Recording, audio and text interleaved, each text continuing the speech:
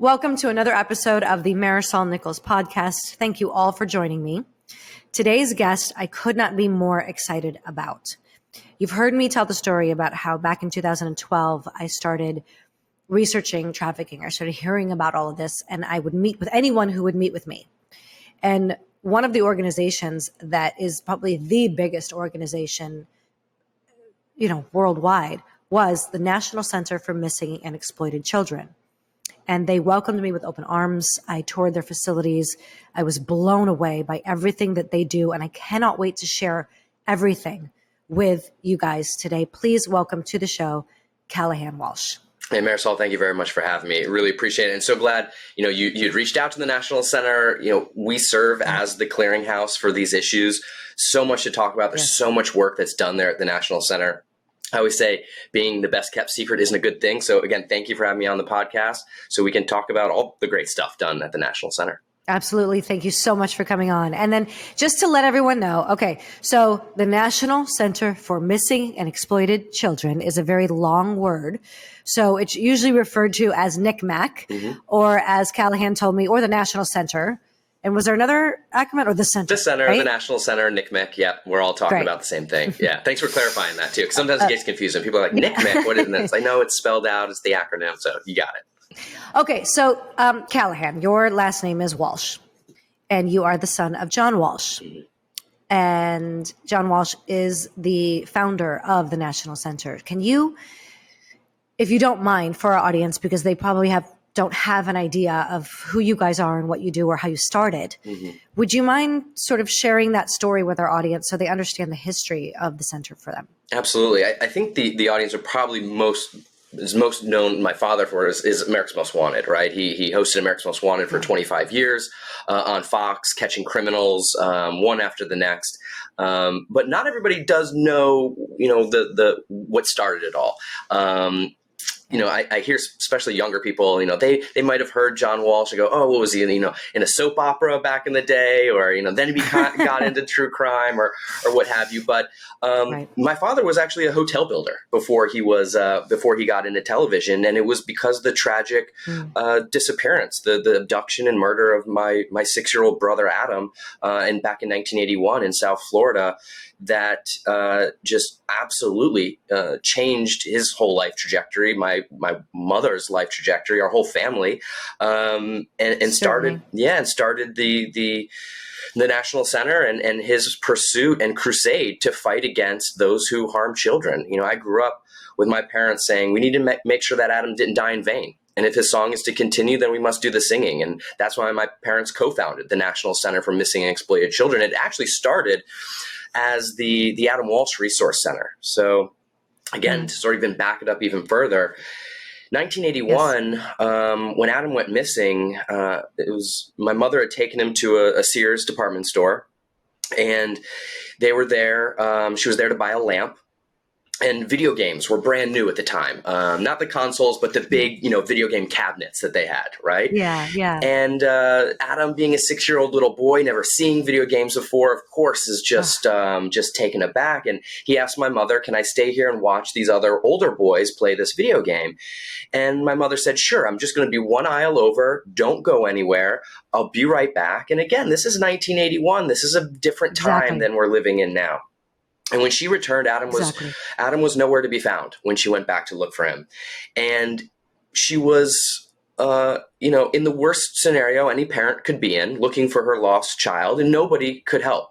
She called law enforcement. Of course, local law enforcement came out and they wanted to assist, but they didn't have the protocols. They didn't have the training. They didn't have the understanding of how to deal with missing children's cases. In fact, one of the police officers there said, hey, go home. He'll probably turn up in a day or two. These kids run away all the time and they come back. Adam was a 6-year-old little boy who had never walked home from a school bus stop before.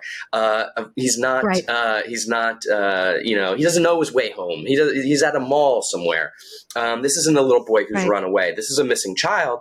And not only was there no or very little local support, nationally, there was no response. Federal organizations and federal authorities refused to get involved.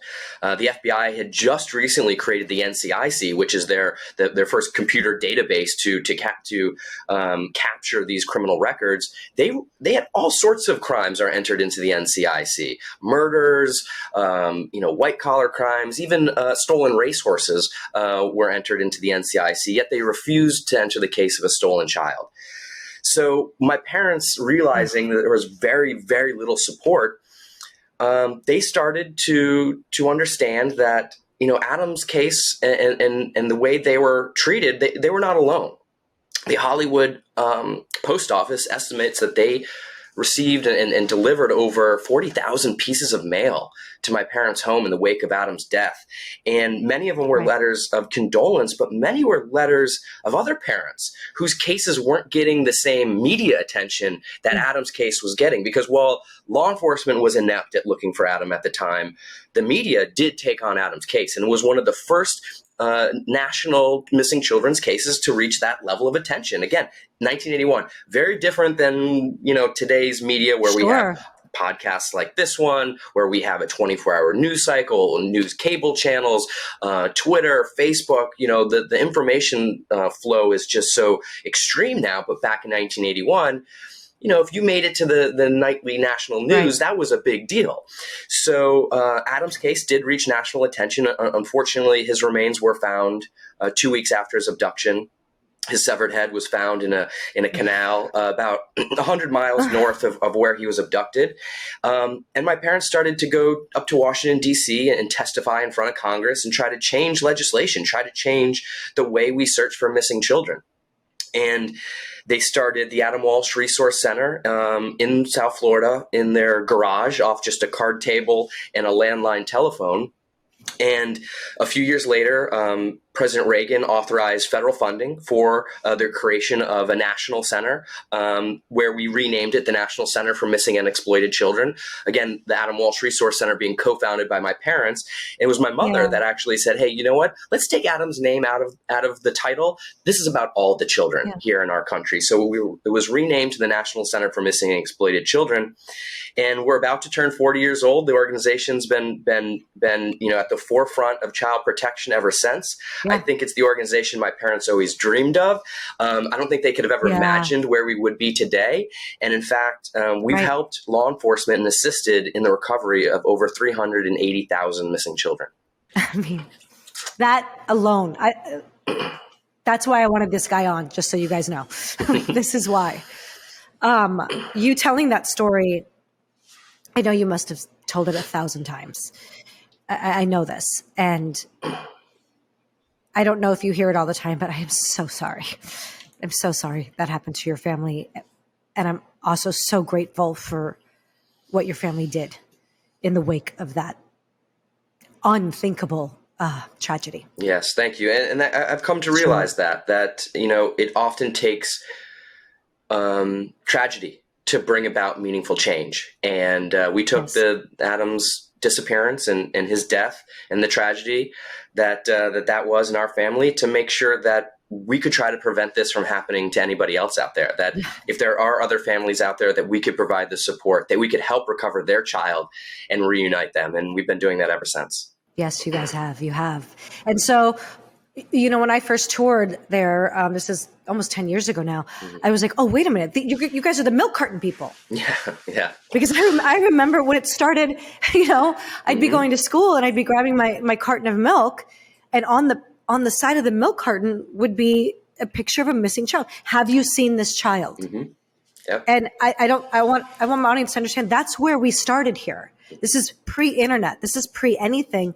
And like you so eloquently put it, there were no resources, except for you guys, putting it together. So it started there. I want to, you're one of the things that I was also blown away by was that you have this. I forget your statistic. You have an incredible statistic of missing children, of finding them, even if it's decades later. Yeah, it's about identifying remains. Yeah, it's about a 98 to 99% recovery rate that we have here at the National Center. Even years later, after children have gone missing, the work that we do is when a child goes missing and maybe a day goes by or a couple weeks go by, we never stop searching.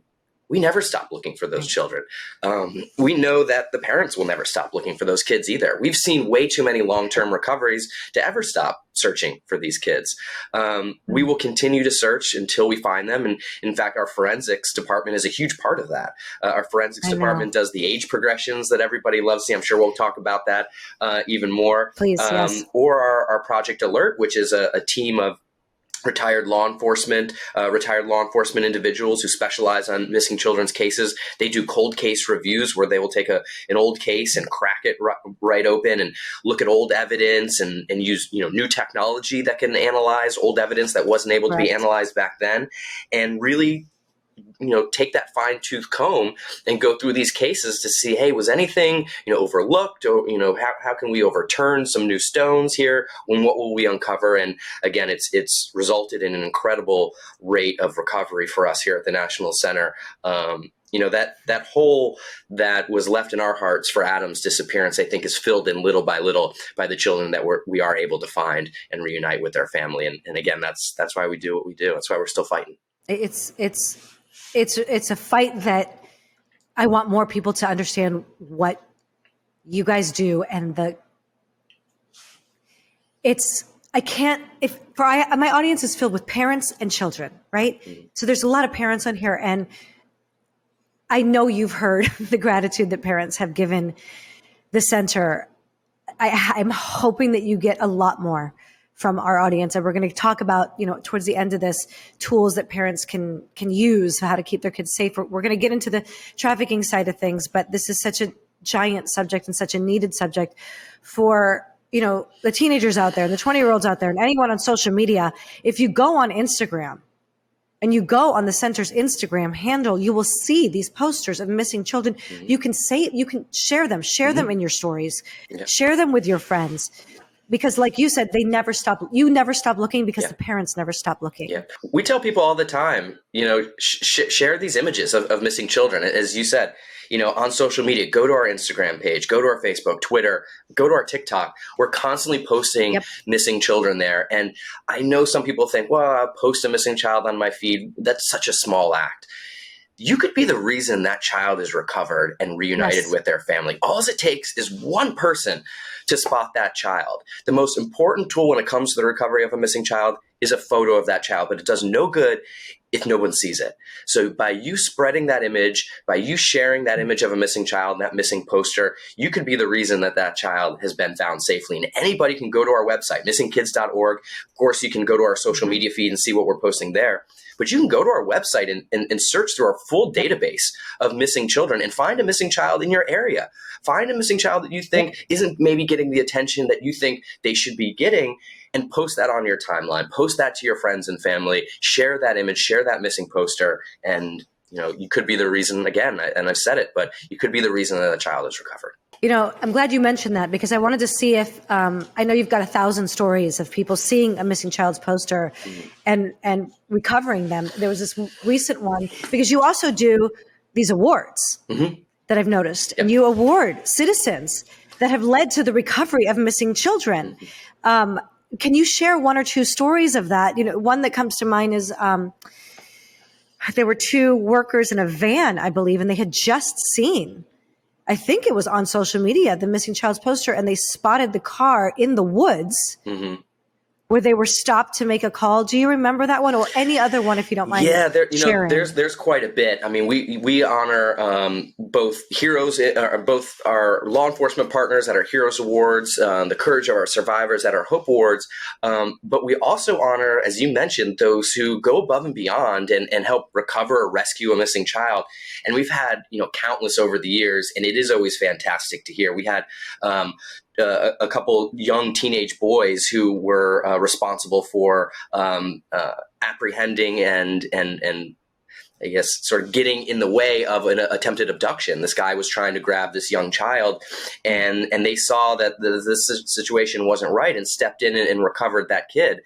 We honored another child just recently. She was the reason that she was able to get away. I mean, she rescued herself from that situation. Right. And in fact, we look at all these attempted abductions and the amount of of cases that we're dealing with at the National Center and spot these trends and look for, how are children able to get away? What's the intervention methods that help recover children? In fact, 80% of the time when a child is able to get away, it's something that they did proactively, something that the child did themselves, kicking, screaming, pulling away. In fact, I was on Good Morning America yesterday morning and talking about a case, a little boy named Sammy, a 10-year-old little boy who was being followed by a woman. She approached him and said that she was sent by his mother, or she was a good friend of the family, and he needed to come with her, and that if he came with her, that she'd buy him anything that he wanted. Well, 10-year-old Sammy knew something wasn't right. He trusts his gut. According to his parents, they talked about, being safe and safe decision making. And he knew he had to get out of that situation. And he was by himself, but he saw that there was a store that he frequented with his parents, and he knew that was a safe place. So he went into that store and told the woman working behind the register, "Pretend you're my mom. This lady's following me and I'm scared."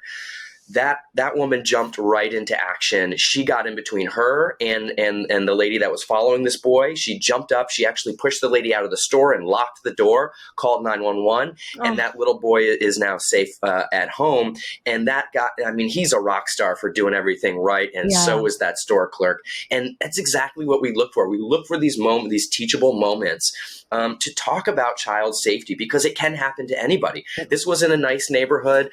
This little boy is just walking home. I believe he was walking home from school. And, it really can happen to anyone at any time. It happened to us. Mm-hmm. My father, he had never been a victim of a crime. He had thought, this could never happen to us. He was a well-to-do hotel builder at the time. And unfortunately, it can. These tragic things can happen. As they always say, bad things happen to good people. And we still live, while we live in the greatest country on the planet, it's still a violent country. There are still dangerous people out there, and we need to do everything we can to safeguard our children. And talking about these incredible heroes is a great teachable moment and a great way for parents to talk about these things for kids and say, "Hey, look what this little boy did. If you're ever in that situation, you should know to kick, scream, get away, do anything you can to be safe." And, it's just such a great feeling that little boy is home safe as well. That's beautiful. Thank you for telling Sam, right? Sammy, yeah. Mm-hmm. Yeah, thank you for telling Sammy's story. That's beautiful. You also mentioned long-term recovery cases. Yeah. And I've seen these. I want the audience to know, when you go on Instagram or you go on missingkids.org, you also get to hear the stories of recovery. And they're just beautiful. And you see people reunited with their parents and with their families. Is there a recovery story that sort of sticks with you, or one that you'd like to share? I don't mean to put you on the spot. No, there's so many, and there's so many great ones. JC Dugard, of course, that was an incredible recovery to have her. She was kept in the backyard of that predator, Philip Garrido, abused her for years and years. He was actually violated probation and was picked up by police and put in prison for 3 months while his wife stayed in the house and kept JC Dugard locked up in the tent in the backyard. Her recovery was amazing. Elizabeth Smarts was amazing. Eric Austin, I think a case people probably don't hear a lot about, but an incredible recovery. Eric Austin was abducted by his father at just 2 weeks old. This was a non-custodial parental abduction. And Eric, being 2 weeks old, every 2-week-old little child looks the same, right? They kind of look like a little old man, right? So it's like, how do you differentiate them? And so at the National Center, when we took on the case, at 2 years, when he was missing at 2 years, and 2 years had gone by since he was missing, we did our first age progression. And that's how we do it with long-term missing cases. Once a child's been missing for more than 2 years, we do a forensic age progression. And what that does is that it allows us to put an image out to the public that hopefully matches what that child looks like today, because children are changing so quickly. And if 2 years have gone by, that child looks nothing like the pictures that we had back 2 years ago. Right. So what we do in our with our forensic team is we get as many pictures of the family as we can as possible. Mom, dad, brother, sister, aunt, uncle, relatives, cousins, anybody. mom, in this case, Eric's mother, was fantastic. She gave us troves of pictures of family, both on her side and on Eric's father's side as well, too. So we took those images and created an age progression, and unfortunately, Eric wasn't found for many years, and we kept age progressing his photo over and over and over until he was 18. And all of a sudden, we get a call at the National Center, and it's an Army recruiter and a investigator who was investigating student loan frauds. What had happened was Eric Austin's social security number was being used to secure student loans, and Eric had actually, while his father had taken him, he was still alive, and he had actually just joined the military. The military was unaware that he was a missing child at the time. He was unaware that he was a missing child at the time, in fact. And when he was investigated for these student loans, I believe it was the recruiter's office that called him in and said, hey, Eric, there's an investigator here. We're investigating about some student loan frauds that you might be involved in. And he said, well, I can stop you right there. I don't need student loans because I'm in the military, but it sounds like something my father would do. And they said, okay, well, what about your mother? And he said, well, I can stop you right there too, because my mother died when I was very young in a volcano accident. Hi, I'm a red flag. Have we met? And I think that's exactly what these investigators were thinking. A volcano accident. That sounds right. But if you're told that as a young child, you just kind of go on to believe it, right? And so this investigator and the recruiter, they dismiss him, and they know something's not right. And so they go to the National Center for Missing and Exploited Children's website, NCMEC's website at missingkids.org, and they search through that database that I was talking about. And Eric's name is actually spelled with an A, not with an E. And his last name, Austin, also starts with an A. So he popped up right at the top of that database when they were searching. And they called the National Center. This is the phone call that we received. And they said, you can stop looking for Eric Austin because he just left the recruiter's office. And Eric was reunited with his mother 18 years later. And they were strangers at that time, but they have grown. They have a loving bond now, of course, mother and son. She now has their son back after 18 years. Eric served in the military, and just an incredible story.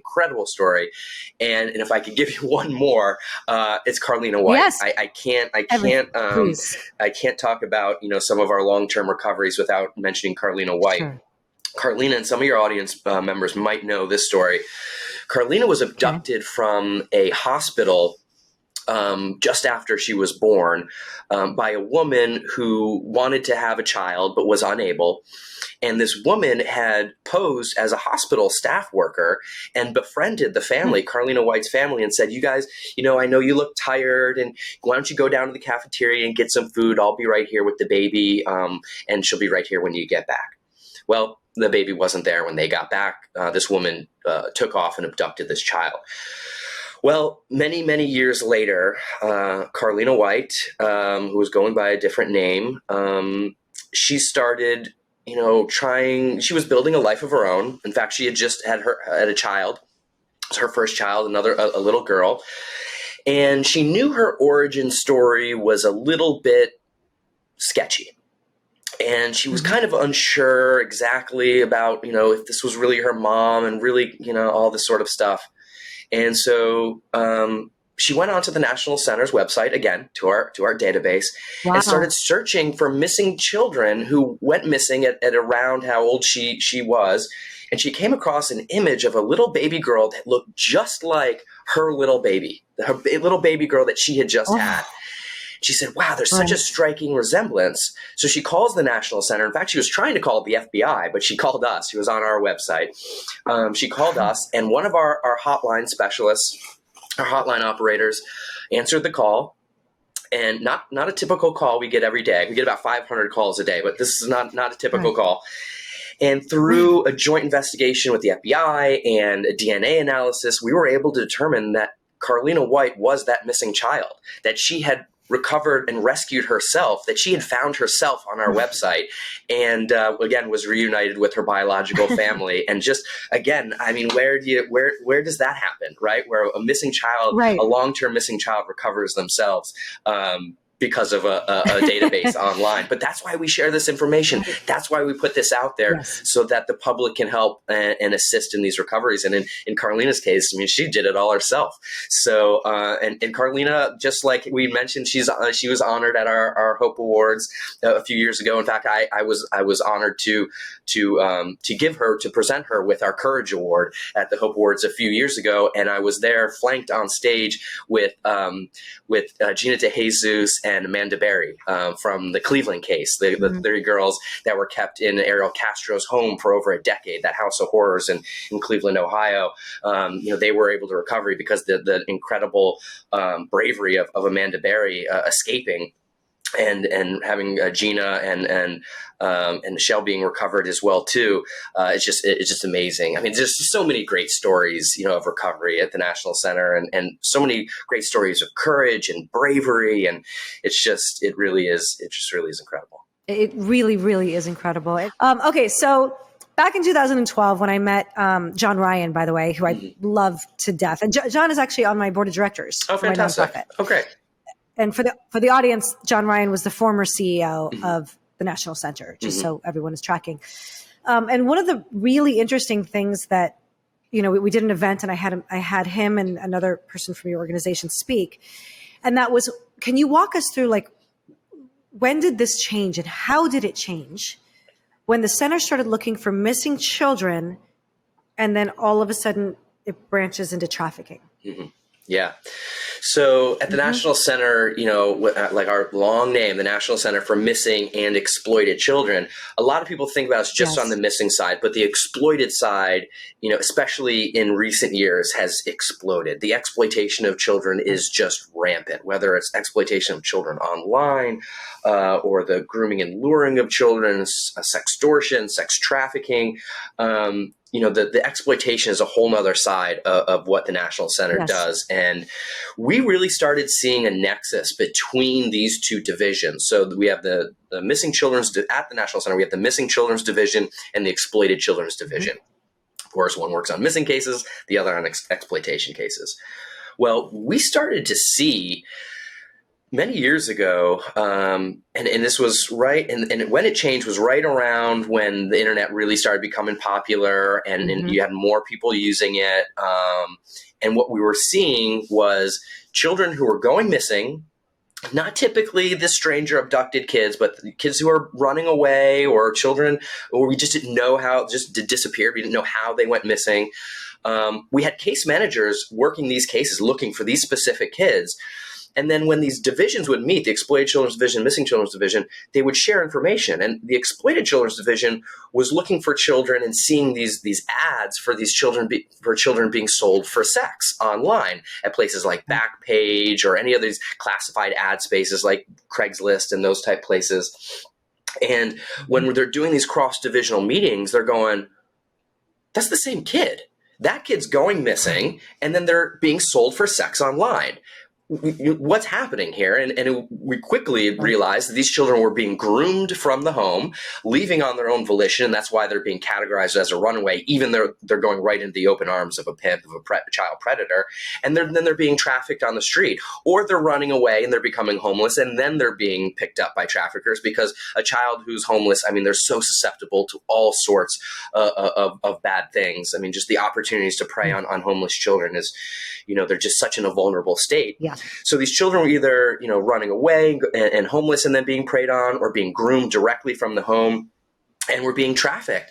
And we started seeing, this nexus between this missing and then these children being sold for sex, being either busted in, a ring. Law enforcement does these, busts of trafficking rings. Now it's evolved. Before it was kind of like prostitution stings, right? And law enforcement would find,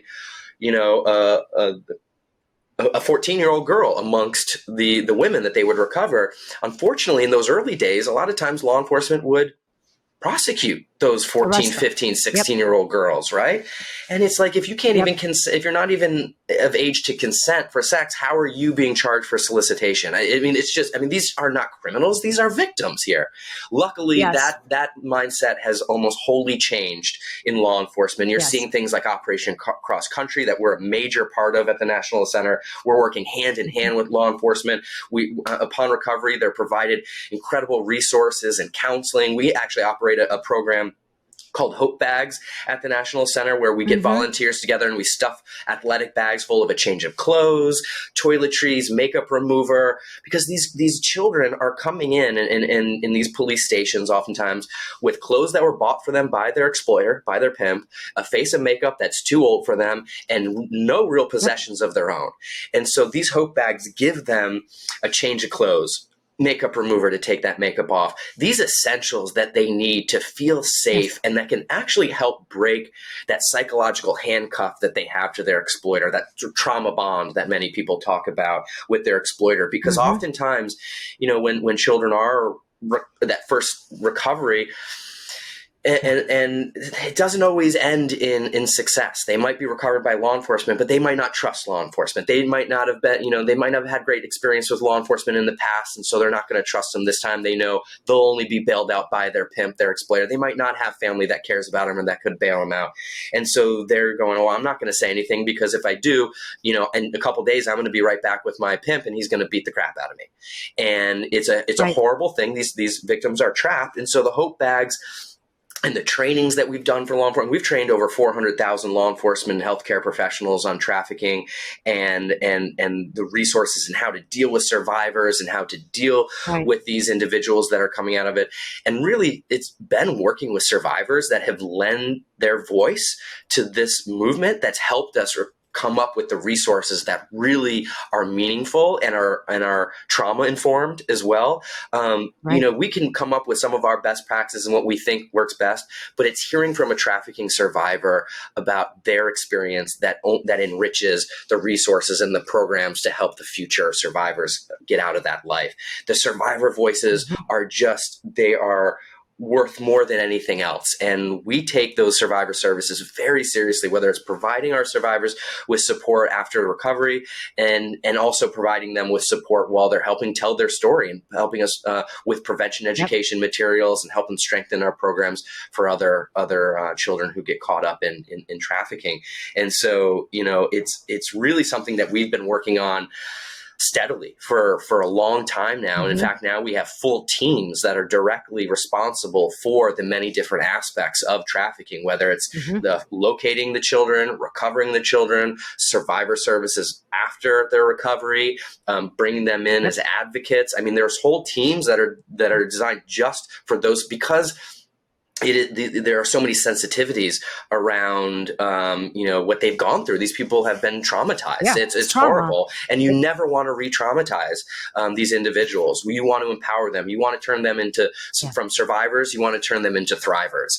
And so, you know, we really try to do that here at the National Center. And it's not just doing it alone. It's about working with other organizations and playing in that sandbox, because it's not about just doing it yourself. We have to get together with other organizations. Well, yes, we might be the largest national organization, but it's about working with those local care providers, those local service providers in those communities. We have a headquarters in Washington, D.C., branch offices in New York, Florida, and Texas, but we're not everywhere. We're not everywhere, but there's other smaller, great organizations that are out there that can use the NCMEC resources. We work hand in hand regularly with them. And that's what's so great, that, you know, it's not something where, hey, this is our ball, we're going to take it and go home with it. No, all of our resources at the National Center are free for parents, for educators, for community leaders, for other NGOs, for other organizations to use. We want these resources into the hands of the people that can use them. And the best part about it is everything we provide is free. It's so, you guys are amazing. You're incredible what you do. You've led the way. You've led the charge. You were at the forefront, truly. As soon as you mentioned Backpage, I mean, that was my campaign forever. And I want to also, for the audience that doesn't know what Backpage.com was, because thank God it shut down, at least in America. Sure, there's Backpage Pro and all these other places that jumped up, but nothing was as bad as Backpage.com. So if people understand, this was like a Craigslist. So you could sell washers and dryers, you could sell whatever, but Backpage.com was the number one way in America where children were sold for sex. Just advertised right there, and you could order them up as a pizza, and they were allowed to do this for over 20 years until the law was finally changed and it was rated and it was done and shut down. Did you want to jump in on something? Yeah, I mean, something there? The back page, it operated and it takes money by the ads that individuals place. So if you want to place an ad to sell your washer or your used bike, you got to pay a couple dollars to place your ad on Backpage, and that's how they made money. And for the longest time, they said, well, we're getting millions and millions and millions of ads. There's, our offices, our employees we only have so many employees. We can't put physical eyeballs on every single ad. The volume is just too much. The amount of escort ads that are on there, and this is where children were being sold for sex, was in the escort section. That is just a very small percentage of the revenue that we make, Of course, they're saying also, freedom of speech and all these different ways to try to get out of it. I mean, they were subpoenaed by Congress. In fact, it was the first time in, I think, over 20 years that they failed to appear at a federal subpoena. They didn't just to jump. They didn't like that, To jump in there. So Backpage had been sued by multiple, there were class action lawsuits. There were multiple families that were suing Backpage because the parents would call up Backpage and say, that's my kid that you're selling. And Backpage would not take the ad down, wouldn't tell them who posted the ad, allowed people to sell these kids anonymously, and were basically in complete agreement with all the traffickers trafficking these kids. And they were winning every damn lawsuit. Yeah. And to make it even worse, what Backpage employees were doing was they were contacting the people who were creating these ads, selling children for sex, saying, hey, we know these are children in these ads. Here's ways to get around it so you can continue posting these children for sex on Backpage.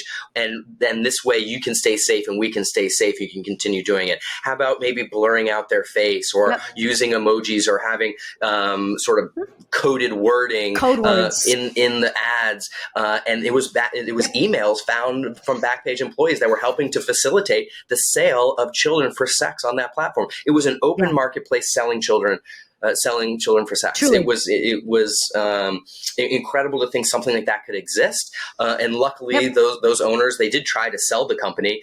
They were arrested and are serving time in jail. And all the men and women that came together and those trafficking survivors that lent their voice to say, "Hey, I was sold for sex on this platform. I deserve repercussions, and they deserve every ounce of that they get." I mean, these guys that owned Backpage were just it's facilitating ungodly amounts of child exploitation and trafficking. Just incredible.